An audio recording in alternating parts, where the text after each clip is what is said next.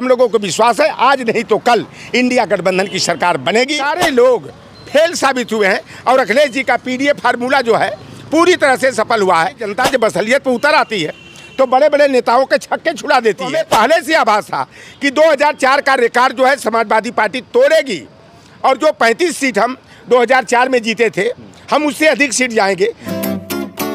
नमस्कार, 2024 चुनाव के नतीजे आ चुके हैं और नतीजों के बाद समाजवादी पार्टी जिस तरह से गेम चेंजर के रूप में उभर के सामने आई। इस समय हम लखनऊ में मौजूद है, समाजवादी पार्टी कार्यालय के बाहर हैं। तमाम उन नेताओं की होल्डिंग आपको दिख रही है हमारे पीछे लगी हुई है कि जननायक धरती पुत्र के लाल ने कर दिया कमाल। इस तरह का आप पूरी पटी हुई है। जो पीडीए का नारा अखिलेश यादव ने दिया था वो कहीं ना कहीं कारगर हुआ पूरी तरह से, और जिसकी किसी को उम्मीद नहीं थी। यहाँ तक कि सभी जितने भी एग्जिट पोल थे वो सब फेल हुए, चाहे जिनके पूर्वानुमान थे, जिन लोगों ने लगाए थे कि समाजवादी पार्टी कोई कह रहा था कि 7 से 8 सीटें फिर घर की परिवार की सीटें निकलेंगी। किसी ने भी ये अंदाज़ा नहीं लगाया था कि समाजवादी पार्टी उत्तर प्रदेश की सबसे बड़ी पार्टी बनकर उभरेगी और देश की तीसरी सबसे बड़ी पार्टी।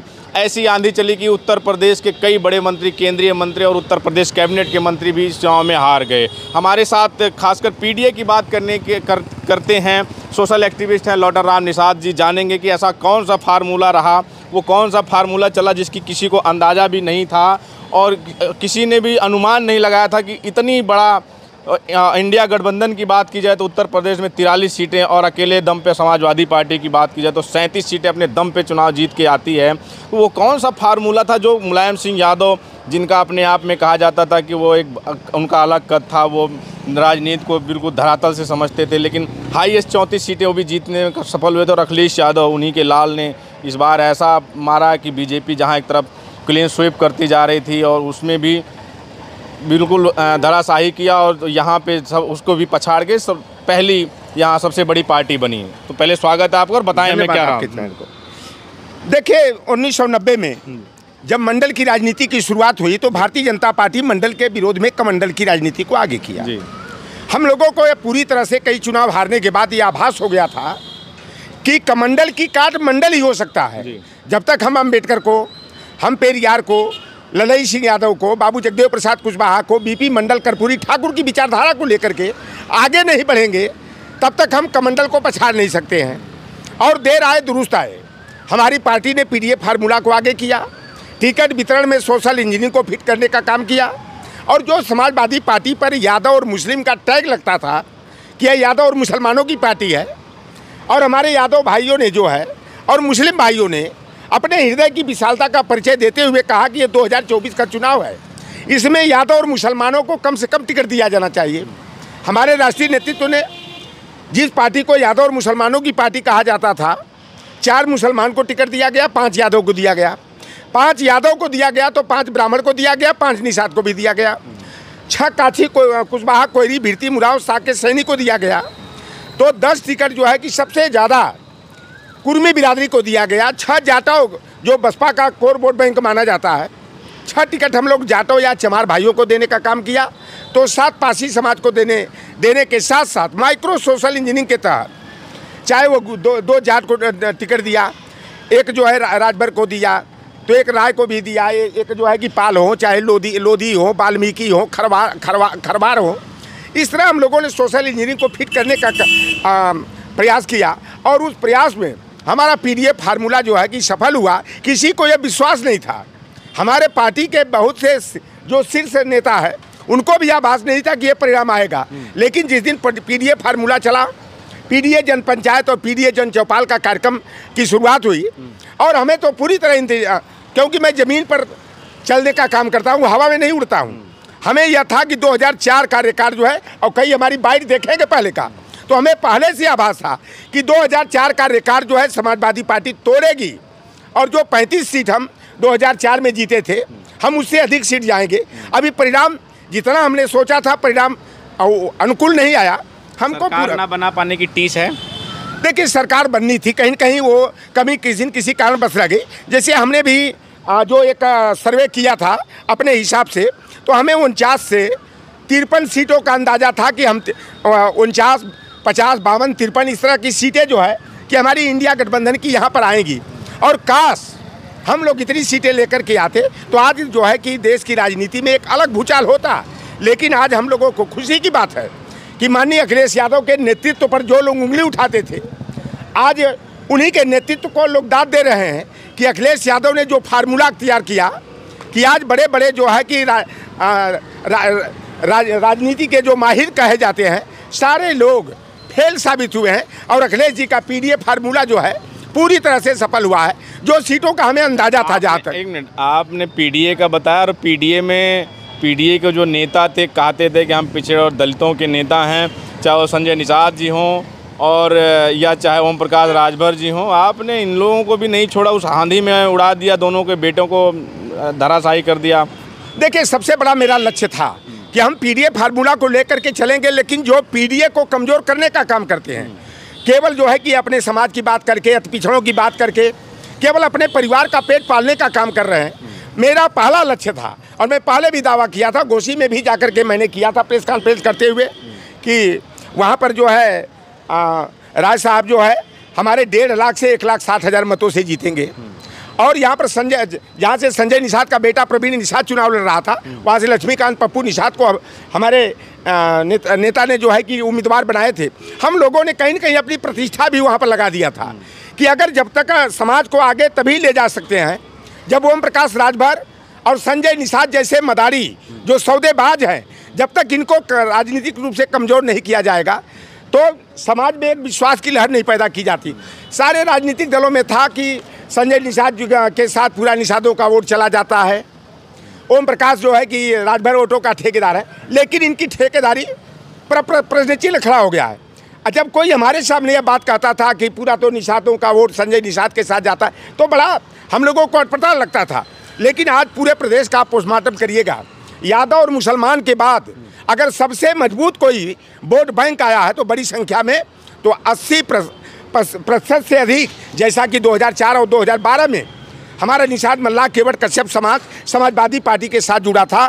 इस बार 80% प्लस, चाहे जहां लड़ा नहीं लड़ा, पूरे प्रदेश में जो है कि हमारा वोट बैंक गया और श्यामलाल पाल जी को जैसे प्रदेश अध्यक्ष बनाया गया। सर, लेकिन हार के बाद संजय निषाद जी ने एक सोशल मीडिया पे अपने एक पोस्ट डाला और उस निषाद समाज को टारगेट करते हुए उन्होंने कहा कि जब खेत को चरने लगे या फसल चरने लगे तो उस समाज का क्या होगा या उस फसल का क्या होगा। तो उन्होंने खासकर निषादों पे जो निषाद टूट के गए उनके बेटे को हराया तो उन पे बड़ा उन्होंने प्रश्न खड़ा किया कि निषाद कहीं ना कहीं गलत कर रहा, अपनों को ही ख़त्म कर रहा है।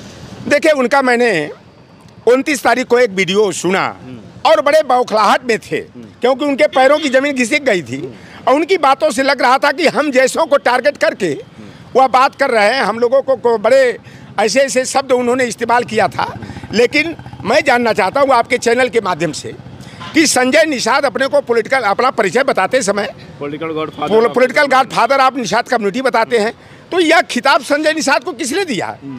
अपने से तुम चाहे पॉलिटिकल गॉडफादर आप फिशरमैन बन जाओ, चाहे पॉलिटिकल गॉडफादर आप ओबीसी बन जाओ, चाहे वो पीडीए बन जाओ, तो अपने मन से बन जाओगे।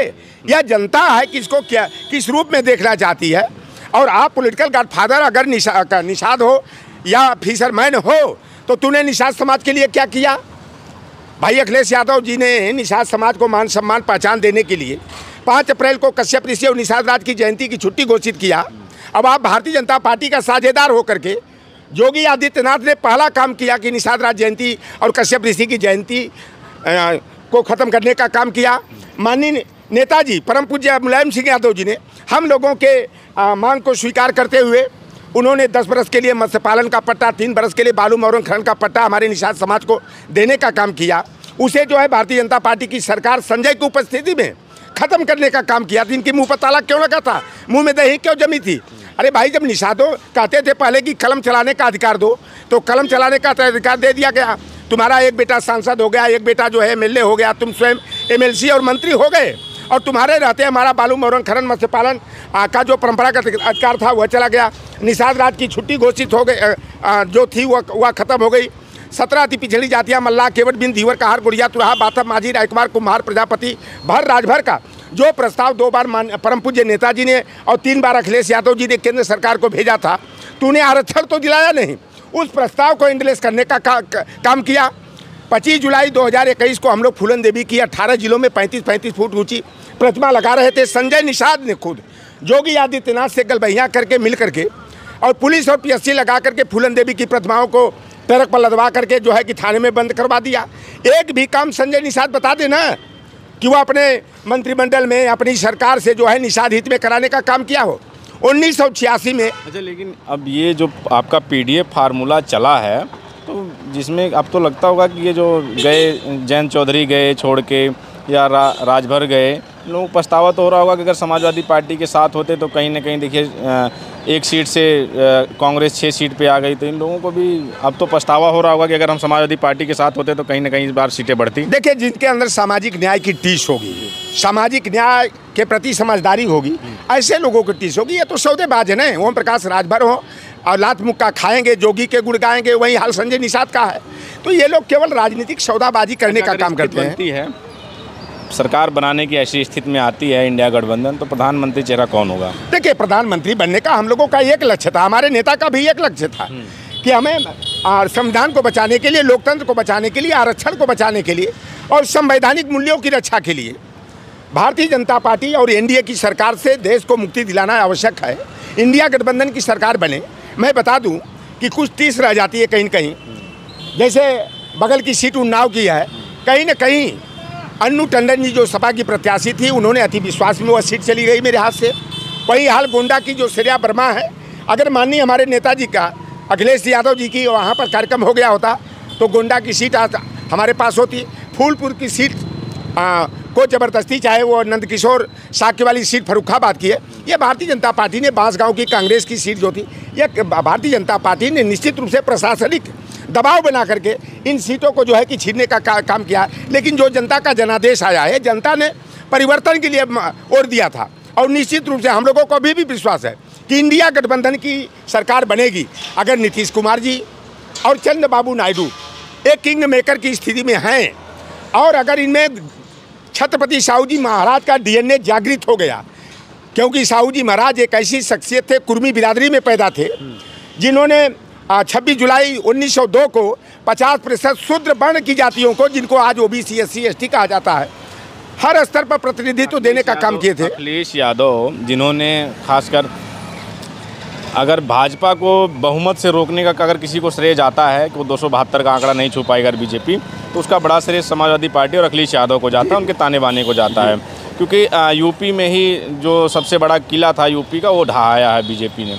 तो बीजेपी का जो किला था, तो अखिलेश यादव को भी आप देख सकते हैं अगर इंडिया गठबंधन की सरकार बनती पीएम के रूप में प्रधानमंत्री चेहरा। देखिए, 2014 के चुनाव में भारतीय जनता पार्टी 281 सीटों के साथ जो है पूरे बहुमत में स्वयं अपने बल पाई थी। पिछली बार 303 सीटें भारतीय जनता पार्टी के कोटे में थी गठबंधन को छोड़ करके, और इस बार वह जो है कि 238 पर आकर के 240 पर सीमित हो गई है। तो इसमें अखिलेश यादव जी की पीडीए की स्थिति है। और देखिए, राजनीति में असंभव कब संभव असंभव असंभव संभव हो जाएगा, कहा नहीं जा सकता। मैजिक नंबर 272 का होता है और हो सकता है कि जो नीतीश कुमार जी हों, वेंकैया नायडू जी हों, आपके चंद्रबाबू नायडू हों, एकनाथ शिंदे हों, शरद पवार जी हों, इस तरह के लोग हो सकता है अखिलेश जी के नाम पर सहमति जता दें। और विशेषकर चंद्रबाबू नायडू, नीतीश कुमार कि अगर अखिलेश यादव को प्रधानमंत्री बनाया जाता है तो हम जो है इंडिया गठबंधन को समर्थन दे सकते हैं, अंदर से भी दे सकते हैं, बाहर से भी दे सकते हैं। तो अखिलेश यादव जी भी देश के प्रधानमंत्री बन सकते हैं और बने, चाहे वो मल्लिकार्जुन खड़गे बने, चाहे राहुल गांधी जी बने। हम लोगों का बस एक लक्ष्य है कि भारतीय जनता पार्टी जिस तरह से राजनीतिक गुंडाई कर रही थी, प्रतिपक्ष के नेताओं को डराने का, धमकाने का, ईडी, सीबीआई और आईटी का डर दिखा करके उनकी जुबान पर ताला बंद करने का, लगाने का, जेल में डालने का काम कर रही थी, अब भारतीय जनता पार्टी वह गुंडाई नहीं कर पाएगी। अब उसे असलियत मालूम हो गया कि यह जनता है कि सब कुछ जानती है। जनता जब असलियत पर उतर आती है तो बड़े बड़े नेताओं के छक्के छुड़ा देती है और यह जनादेश निश्चित रूप से परिवर्तन के लिए मिला है। और हम लोगों को विश्वास है आज नहीं तो कल इंडिया गठबंधन की सरकार बनेगी। अखिलेश यादव जी हो, चाहे मल्लिकार्जुन खड़गे जी हो, चाहे राहुल गांधी जी हो, देश के प्रधानमंत्री बनेंगे। ठीक है। तो ये लोटन राम निषाद जी थे, सोशल एक्टिविस्ट हैं, समाजवादी पार्टी के पूर्व पिछड़ा वर्ग के प्रदेश अध्यक्ष भी रहे हैं। तो इनका कहना है कि जो जिस तरह से यहाँ से समाजवादी पार्टी ने जो प्रदर्शन किया, उसके आधार पे समाजवादी पार्टी के राष्ट्रीय अध्यक्ष अखिलेश यादव अगर इंडिया गठबंधन की सरकार बनती तो उसमें पीएम पद के उम्मीदवार भी हो सकते हैं, या जो भी होता है उसका समर्थन रहेगा। लेकिन मैन ऑफ द मैच कहा जाए तो अखिलेश यादव ही हुए हैं, जहाँ बीजेपी को यहाँ से रोकने में जो कामयाब हुए हैं, खासकर जो है जो इनकी आंधी चली, खासकर कई मंत्री जो हारे। आपकी क्या प्रतिक्रिया हमें ज़रूर बताएं, बने रहें हमारे साथ। मिलते हैं किसी और वीडियो में। हमारे सहयोगी कैमरामैन अभिषेक सिंह के साथ बबलू, लखनऊ।